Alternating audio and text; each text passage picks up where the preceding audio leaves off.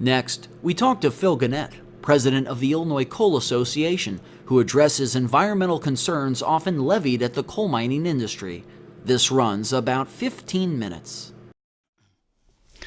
Phil Gonet, we just had heard from some in the environmentalist community put on by the Sierra Club of Illinois, a press conference in which they had citizens voice their concerns about what's going on with coal mining, and the regulation thereof. You had a chance to listen in on that press conference. What are your reactions? Well, the first observation is kind of an interesting one, Terry, in that the group that sponsored this, the Sierra Club, it was never stated. Their goal is to put coal out of business.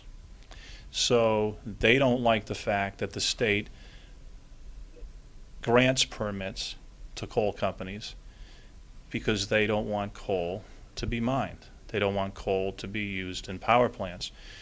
So when you don't like the end result or the decision, then you attack the process. So what we saw in here in the press conference was attacks to the process with not a lot of evidence in terms of where the process may be lacking, but the fact that coal permits continue to be approved, therefore the department is lax and it just protects the coal industry, when in fact we are the most tightly and rigorously regulated industries in the country, first by the federal government, and then the Office of Mines and Minerals carries out the federal program here in Illinois. The requirements that coal companies have to go through to get their permit are immense. And unfortunately, the Sierra Club and the environmentalists don't like the fact that permits are approved. So what do? You attack the process. One of the speakers, let's go to the permitting process. One of the speakers made a statement along the lines of there's a coal plant and it's going to be draining into the drinking water. It made it sound as if we're going to be having dirty coal dust water going into someone's drinking water and polluting it. I don't know what the truth is, but I would imagine, as you just alluded to, there's going to be regulations to somewhat ensure that doesn't happen. What is the reality of the regulations, and how are they regulated, and to what extent do we as citizens know whether or not our groundwater is clean from and not being polluted by the coal companies? Well, every coal company has to have what's called an NPDES permit that allows them to discharge, if they have to discharge, and most of them do, they have excess water, to discharge into a stream or a body of water. And that pipe that the water comes out, the discharge comes out, is tested frequently, and I don't know exactly how often it's tested, if it's quarterly, if it's monthly, but it's tested independently, and the results, and it's self-testing. That's the other thing that the environment say, well, it's the company that's doing their own testing. Well, there are pretty serious sanctions if for fraud, if you do this incorrectly, or if it is fraud. So they have to test to assure that the water going into the stream from the coal company is meeting all the environmental standards. And that water has to be drinking water quality. So to say that you get sewerage from a sewer plant, it's treated, that goes into streams too. And you think, ooh, I'm drinking sewer water? Well, some of the sewer water is drinkable because it has to get to that level. And that's what coal mines have to do as well. So it is not, if we visualize this in our ignorance, it's not because black water coming from the coal mine and going into the stream. Absolutely not. The allegation was made that the state isn't doing their job on regulations. Maybe that's what you were referring to, and that some of the regulations are carried out by the coal. But you're also regulated, I think, or are you not, by the feds, the coal companies? Well, the Office of Surface Mining sets the federal statute, and that was, you heard that alluded to today, SMACRA, and it's a Surface Mining Reclamation Act. And that act is fairly recent. 1977 was enacted by Congress because coal companies weren't doing a good job in cleaning up after themselves in mine reclamation. And you heard that today, that coal companies are not going to reclaim these coal mines, and the environment's going to be destroyed. One of the conditions of a permit. There's two important conditions. One is the coal company has to return the coal mine or the area mined to pre-mining conditions. There's no way around it. So if it's farmland, they have to put in crops, and they have to prove the productivity on that land is equal to or better than before they mined. And to do that, to make sure that they have enough money to do the reclamation, they have to put up a performance bond. And that bond creates enough money that in case the coal company goes bankrupt or goes away, the state comes in and they have enough money by cashing in the bond that has millions of dollars, because that is a calculation that the Department of Natural Resources does based on acreage, based on what they know about the cost of reclamation. They have to put up a bond that pledges this much money to reclaim that mine once mining is over. So those are two pretty important steps or requirements that you didn't hear today. We only have a limited amount of time, I understand, to discuss this, but on the other hand, let's look at the economic impact. How many people, how many mines are there operating, if you know off the top of your head, or in Illinois? Illinois has immense coal reserves, but they're high sulfur, and so as I understand it, we're exporting a certain amount, and I'm not sure where the other is being utilized, but you could tell us that. What economic impact does the coal industry have in Illinois as far as the number of mines, the number of people employed, and the dollars? We've got, and you are testing my memory on the number, we've got about 20 or 21 coal mines that are operating in the state right now. We've seen an increase in our production over the last 3 or 4 years, and I found it interesting because one of the speakers said it's because of the lax regulations in Illinois. Well, nothing could be further from the truth. The reason why we've seen an increase in our production is that power plants around the country are putting on the pollution control equipment that allows them to burn our high sulfur coal.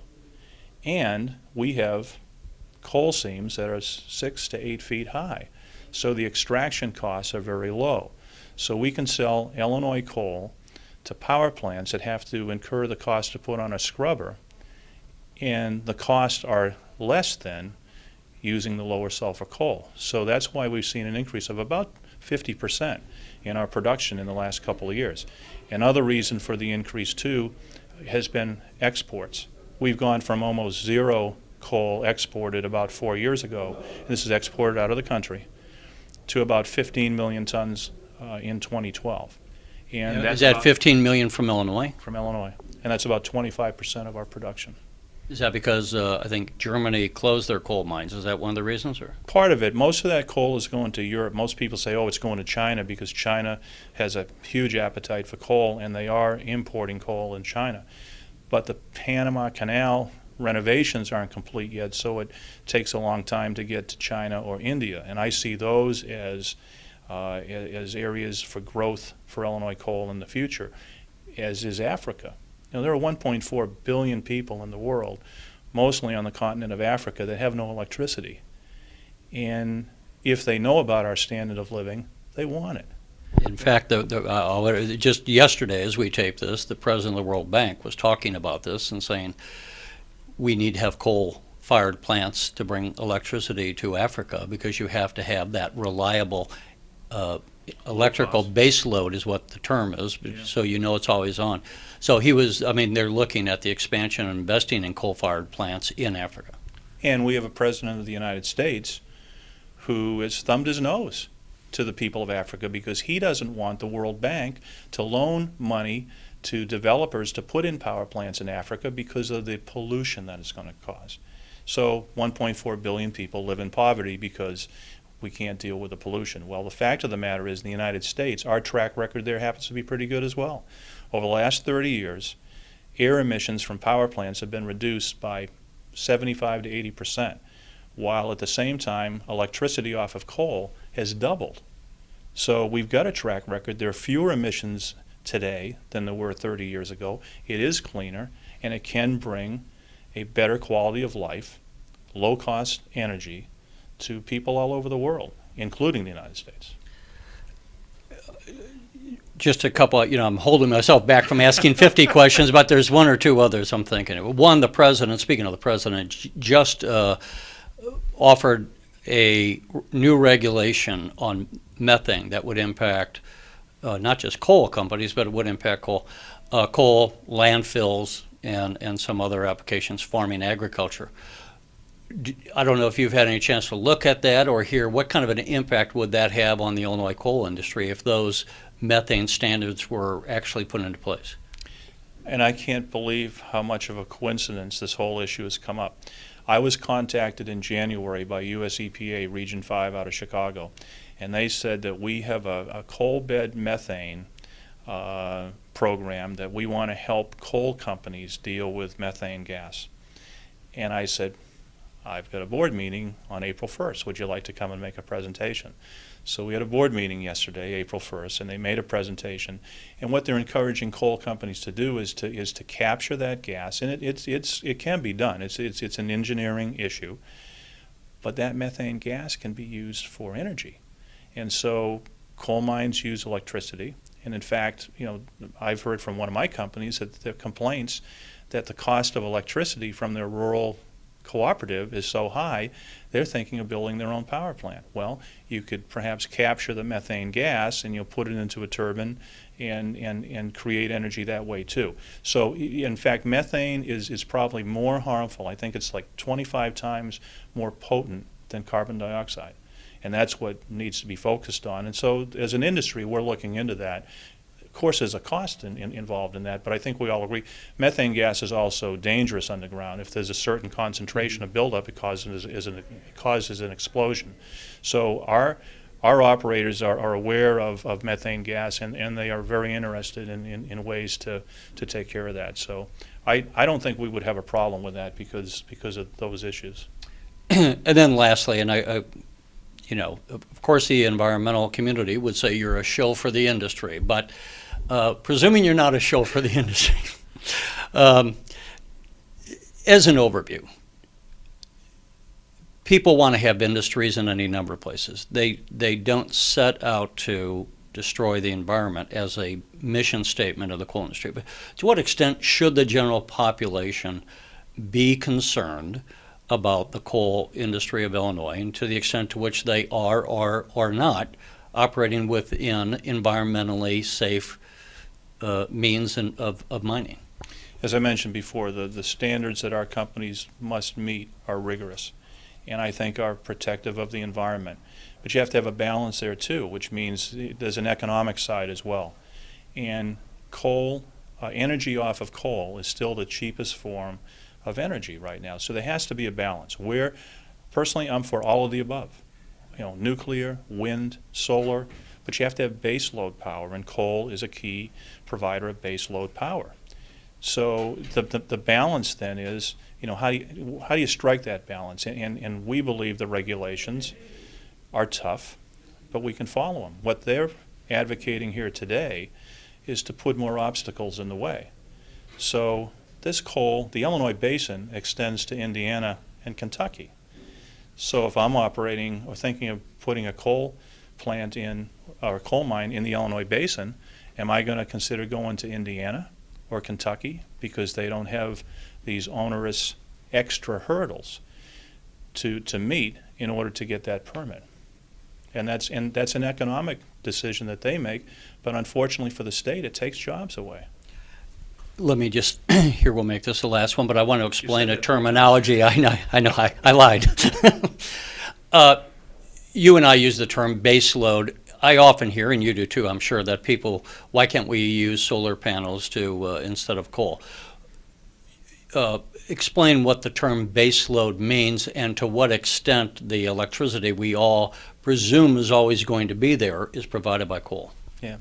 Base load means it's available 24 hours a day, 7 days a week, up to 11 months a year. You turn on a switch and you never turn it off. Obviously, that doesn't happen with wind. If there's no wind, there's no power. It doesn't happen with solar. If there's no sun, there's no power. And unfortunately, with wind, there's a tendency to produce more electricity when we don't need it. And we don't have a battery large enough to store the energy. I mean, that's what I think we really need to study, is how can we store that energy so when we can make it cheaply, then how can we store that and use it? But base load power means you need the reliability of having that power coming. There's only two sources of that right now, nuclear and coal. Now, some would argue that natural gas can be used as base load, but my experience with that is that the turbines that create power off of natural gas are a little sensitive and they can't run 24/7. All right, Phil Gonet, thank you for joining us. You're welcome. You're watching the Illinois Channel, an independent nonprofit corporation formed to provide gavel-to-gavel coverage of Illinois state government and other public affairs events taking place across Illinois.